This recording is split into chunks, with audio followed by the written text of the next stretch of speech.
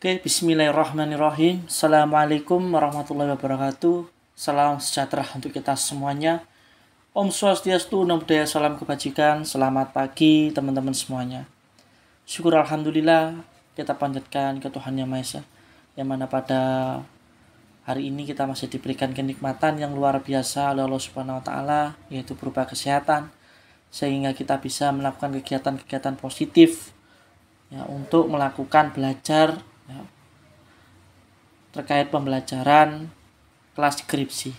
Semoga teman-teman yang mendengarkan ini mendapatkan ilmu yang bermanfaat ya, sehingga bisa diaplikasikan untuk mengerjakan skripsi sampai pada tuntas ya, sampai sehingga bisa teman-teman melakukan sidang skripsi dengan baik.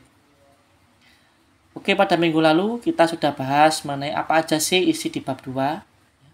Pada hari ini kita akan bahas mengenai bab 3. Bab 3 pada skripsi itu adalah metode penelitian. Jadi pada tahap metode penelitian ini, teman-teman menguraikan rangkaian metode yang dipergunakan untuk menguji atau memperoleh data bagi jawaban teoritis. Ya, tentunya yang dihasilkan dalam landasan teori tadi ya di bab 2. Jadi metode penelitian itu memaparkan apa saja. Metode penelitian itu memaparkan desain penelitian ya yang mencakup variabel ya, tempat dan waktu, ada cara kerja, ada pengumpulan data, ya ada bahan dan alat, sampai pada cara analisis data. Jadi pada intinya bagian metode penelitian itu menguraikan jenis dan metode penelitian. Pada dasarnya penelitian itu kan kita kenal ada dua ya, ada penelitian kualitatif, ada penelitian kuantitatif. Kalau penelitian kuantitatif itu kan seperti teori ya, data survei, ada eksperimen, ya, ada analisis jaringan, sampai pada analisis isi. Itu kuantitatif.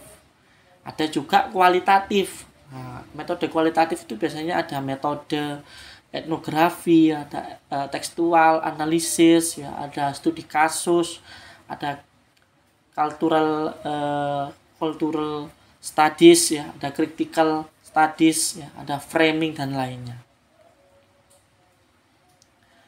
Jadi paparan metode penelitian itu disertai dengan desain yang akan digunakan. Nah, seandainya peneliti menggunakan metode survei nih ya, dengan pendekatan kuantitatif. Nah, ini apakah akan menggunakan metode cross ya, seksional ya, atau longitudinal ya. Itu bila studi kasus dengan pendekatan kualitatif. Apakah desain penelitiannya itu single case multi level atau multi case single ya, level analisis dan sebagainya. Jadi dijelaskan. Jadi desain penelitian itu ya, selanjutnya diuraikan ya teman-teman lebih rinci dengan apa, memuat uraian mengenai urutan pelaksanaan penelitian ya, mulai dari persiapan sampai hingga pengujiannya. Nah, misalkan dalam penelitian eksperimental itu dapat dijelaskan jenis rancangan percobaannya ya, jumlah perlakuan dan replikasinya. Jadi cara kerja itu termasuk penjelasan variabel-variabel yang diamati tentunya dan terukur. Termasuk variabel yang dikendalikan ya, dan jenis-jenis variabel ada nominal ya, ordinal, ada rasio ya, atau interval ya. Selain itu juga dijelaskan dengan satuan pengukurannya. Jadi desain konseptual ya, atau definisi operasional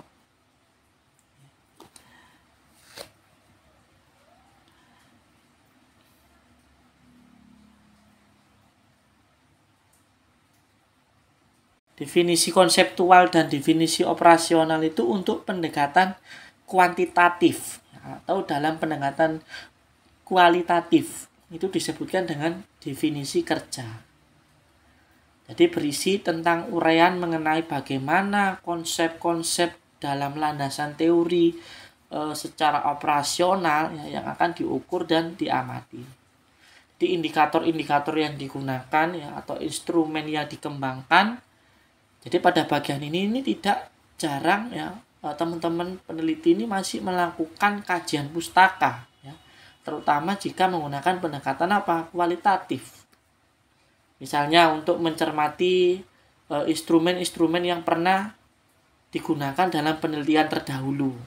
Nah, itu definisi konseptual dan definisi operasional. Pada bagian unit analisis sekarang ya, unit observasi. Jadi pada bagian ini bila penelitian yang digunakan atau dilakukan itu melibatkan sampel untuk digeneralisasi ya, atau digeneralisasi ke suatu populasi ya, umumnya peneliti itu juga menjelaskan populasi ya, dan satuan analisis ya, atau unit of analysis ya, termasuk satuan pengamatan dalam pendekatan kuantitatif ya, atau unit of observation ya, untuk pendekatan kualitatif ya. Tentunya serta sampel atau kasus yang digunakan. Terus apalagi serta prosedur penentuan sampel atau kasus itu pada unit analisis. Terus juga ada bagian teknik pengumpulan data. Pada subbab ini, teknik pengumpulan data itu menjelaskan metode atau cara yang digunakan untuk mengumpulkan data. Apakah dengan menggunakan wawancara, ya, observasi, sudah penyebaran kuesioner, atau mengumpulkan data sekunder ya, dari sumber tertentu. Uraian ini diuraikan apakah data diperoleh langsung dari satuan analisis atau key informant ya, serta kriteria dalam penentuan key informant dan sebagainya. Oleh karena itu pada tahap ini perlu diperjelas tentang lokasi dan waktu. Jadi lokasi dan waktu itu memuat tempat pelaksanaan penelitian di mana ya, yang dilaksanakan di laboratorium kah atau di lapangan kah ya. Jadi penjelasan singkat tentang lokasi penelitian itu ada. Nah, yang dimaksud dengan waktu itu apa? Rentang waktu pelaksanaan penelitian. Itu berapa lama?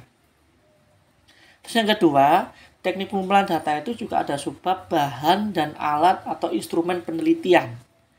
Nah, di sini memuat uraian bahan dan alat yang digunakan dalam pelaksanaan penelitian. Termasuk di dalamnya itu ada alat yang digunakan untuk mengumpulkan data penelitian ya, disertai penjelasan tingkat kehandalannya ya, tingkat kesohihannya ya, serta ketelitiannya. Selanjutnya ada bab juga subbab mengenai metode pengujian data. Di bab 3 itu ya, termasuk validasi ya, asesmen metode. Jadi yang diuraikan di sini adalah menetapkan prosedur atau metode yang digunakan untuk menguji ya, atau membuat dugaan terhadap kelayaan data yang diperoleh. Jadi dalam penelitian kuantitatif itu dikenal dengan penggunaan confirmatory factor analysis ya, untuk melakukan construct validity assessment. Jadi divalidasi asesmen serta penghitungan konvensian alpha Cronbridge ya, untuk melakukan estimasi terhadap reliabilitas ya, melihat konsistensi internal ya, alat dan hasil pengukuran ya. Jadi itu kuantitatif. Kalau penelitian kualitatif itu dapat menggunakan uji validitas ya, ada uji teori atau uji tema, ada uji metode dan reliabilitas data yang sesuai dengan pendekatan tersebut. Terus juga dijelaskan cara analisis. Cara analisis data ya atau upaya yang dilakukan untuk mengolah data ya, sehingga menjadi sumber informasi guna menjawab apa permasalahan yang telah dirumuskan tadi ya, serta membuat kesimpulan pada pendekatan kuantitatif ini. Jadi subbab ini ya, analisis data ini memuat cara-cara untuk menguji hipotesis ya, baik menggunakan statistik deskriptif ya, atau inferensial. Jadi sementara dalam penelitian kualitatif ya, analisis data itu dilakukan dengan menggunakan metode atau teknik yang sesuai. Nah, terkait lain-lain ya, ada juga uraian terkait kelemahan atau kelebihan dari metode penelitian yang teman-teman gunakan. Nah, itu ya sekilas yang ada di bab 3.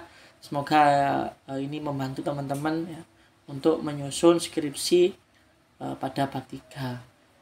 Terima kasih sudah mendengarkan. Assalamualaikum warahmatullahi wabarakatuh. Sukses selalu.